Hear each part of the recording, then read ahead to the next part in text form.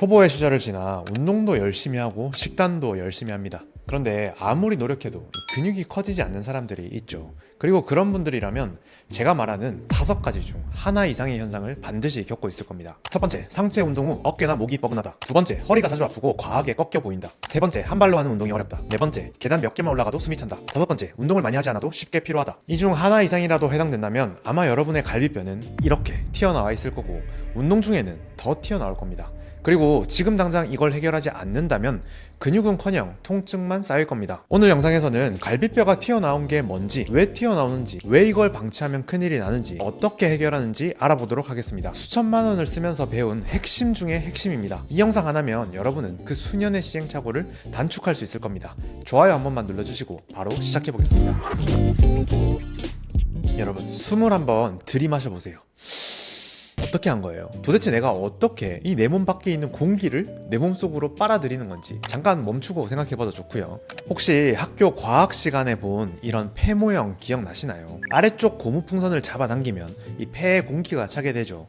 그리고 그 고무풍선을 우리 몸에서는 이 횡격막이라고 불리는 근육이 해당됩니다. 숨을 마셔야지 라고 생각하면 우리 몸은 자동적으로 이 횡격막을 움직이게 됩니다. 이 횡격막이 수축하면서 아래로 내려가고 갈비뼈 사이에 있는 이 늑간근이라는 작은 근육들도 같이 움직이게 됩니다. 이러면서 이 갈비뼈가 살짝 벌어지면서 폐에 공기가 들어가게 되죠. 그런데 만약 이 횡격막이 제 역할을 못한다면 어떻게 될까요? 갈비뼈가 제대로 움직이지 못하게 되고 이렇게 그냥 벌어진 채로 굳어버리게 됩니다. 그럼 앞쪽 갈비뼈는 열린 상태가 되어서 정면에서 봤을 때 갈비뼈가 들리고 또는 튀어나온 모습이 됩니다. 그래서 뱃살이 없는데 이 윗배만 튀어나온 분들이 있죠. 이건 사실 갈비뼈가 튀어나온 겁니다. 이렇게 갈비뼈가 열린 걸 영어로는 립 플레어라고 합니다. 쉽게 말하자면 숨을 크게 들이마신 상태에서 멈춘 것과 같은 모습입니다. 그러니까 횡격막이 이미 많이 수축해서 더 이상 수축할 공간이 없는 거죠. 숨을 더 들이마시려고 해도 이 횡격막이 이미 많이 수축해서 이 움직일 여유가 없어서 얕은 호흡만 하게 됩니다. 그리고 또한 이 코로 쉬는 숨의 양이 부족하다 보니까 늘 입이 이렇게 열려 있을 거고요. 당연히 운동 중에는 쉽게 숨이 차고 쉽게 지치게 됩니다. 또한 이런 갈비뼈의 문제는 우리의 어깨와 이 목 주변부를 망칩니다. 몸 앞쪽이 열려 있다 보니 몸의 뒤쪽은 과하게 수축돼서 뻣뻣한 상태입니다. 그러면 이 날개뼈가 잘 안 움직여서 영향을 받게 됩니다.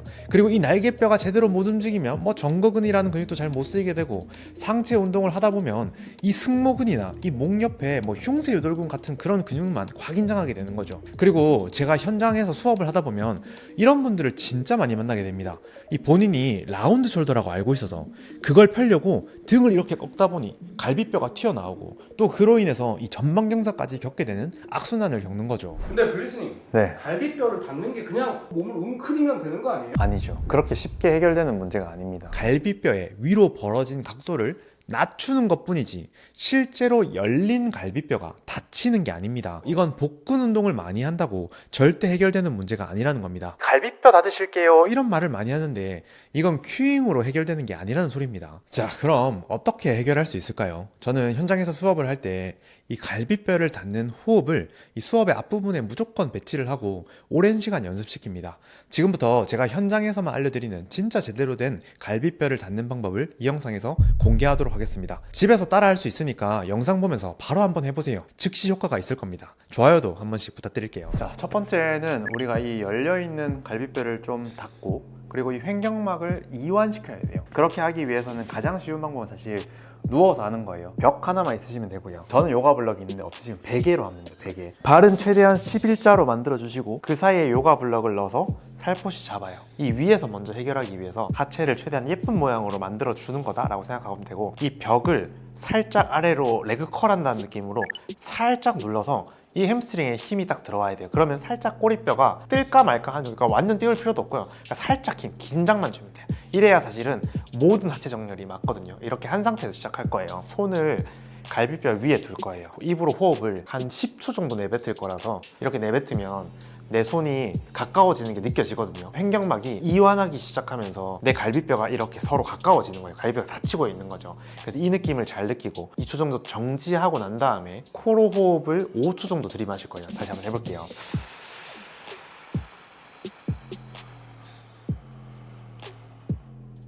2초 정지한 다음에 코로 호흡을 들이마시죠. 약간 이런 느낌으로 해야 돼요. 내 코로 들이마신 숨이 이 골반 아래쪽으로 내려간다라고 생각하면서 이 갈비뼈가 이렇게 부풀면 안 돼요. 공기가 360도로 부푸는 느낌이 나야 돼요. 그러면은 원래는 내가 앞쪽으로만 호흡을 했는데 이제는 약간 뒤쪽으로도 호흡을 하고 옆으로도 호흡한다는 느낌이 나야 됩니다. 전체가 빵빵해지게끔 이렇게 5회 호흡을 하고 3세트 정도 하면 됩니다. 자, 이제 두 번째 운동을 할 건데, 횡격막, 우리가 지금 계속 움직이고 있는 이 횡격막은 사실 오른쪽이 좀 더 크고 높아요. 약간 오른쪽으로 호흡을 잘하게 돼 있고 왼쪽으로는 호흡을 잘 못하게 돼 있어요. 튀어나왔다면 왼쪽이 튀어나와 있을 확률이 제가 만나본 경우로 한 95%더라고요. 그래서 어쨌든 왼쪽 갈비뼈만 닿는 게 중요하고, 사이드 플랭크 자세에서 닿을 겁니다. 무릎은 꿇고요. 살짝 이렇게 들어줘요. 그럼 우리 이 왼쪽 쪽이 수축을 하게 되겠죠. 이 오른쪽 구조가 열린 구조를 만들기 위해서 팔을 앞쪽으로 이렇게 쭉 뻗어줄 거예요. 먼저 또 호흡을 내뱉겠죠.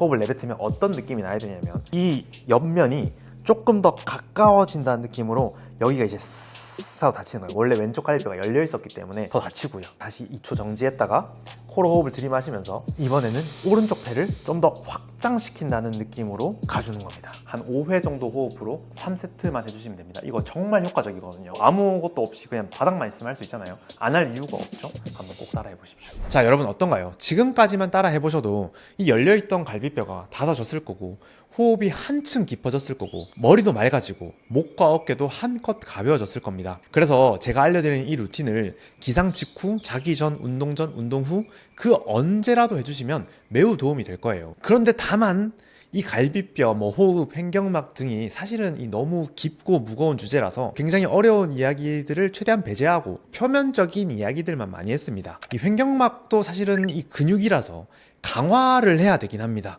실제로 강화가 일어나야 이 우리가 지금 겪고 있는 이 근본적인 문제들이 재발되지 않거든요. 그래서 좀 더 깊은 이야기를 원하신다면 고정 댓글 한번 참고해 주시고요. 사실 호흡은 기술의 영역입니다. 영하 1도 물속에서 1시간 52분을 버티고 이 맨발로 눈 위에서 하프 마라톤을 뛴 아이스맨이라고 알려진 윈호프는 평상시 이 호흡을 꾸준히 갈고 닦는 것으로 굉장히 유명합니다. 그리고 실제로 보디빌딩을 전문으로 하는 선수들은 백큐ම් 호흡을 따로 연습을 하죠. 등, 가슴, 팔, 어깨, 다리 근육이 중요한 것처럼 호흡을 하는 근육도 중요합니다. 그래서 오늘은 그런 부분에 대한 가장 기초적인 이야기들을 좀 들려드려 봤습니다. 아마 대부분의 사람들은 이것만 꾸준히 연습해도 정말 놀라운 변화를 만들어낼 거예요. 수학을 배울 때 우리가 덧셈을 배우고 난 다음에 곱셈을 배우는 것처럼 이 운동에도 사실은 배움의 순서가 있거든요. 하지만 우리는 운동을 대부분 배우지 않고 그냥 접하다 보니까 이 순서를 간과하고 운동을 하게 됩니다. 그로 인해서 우리 몸의 중심, 코어, 그러니까 뿌리부터 강해지는 게 아니라 몸에서 멀리 있는 근육들이 먼저 커지게 되면서 몸에 통증을 유발하는 경우가 많습니다. 뿌리가 튼튼하지 않은 나무가 너무 많은 열매를 맺었다고 한번 생각해 보세요. 그래서 저는 여러분들에게 이런 작지만 중요한 근육들, 그리고 올바른 운동의 배움의 순서를 알려드리기 위한 영상을 제작하고 있습니다. 오늘 영상과 같은 정말 본질적인 운동에 대해서 알려주는 영상을 또 원하신다면 좋아요 및 구독하기 부탁드리겠습니다. 감사합니다.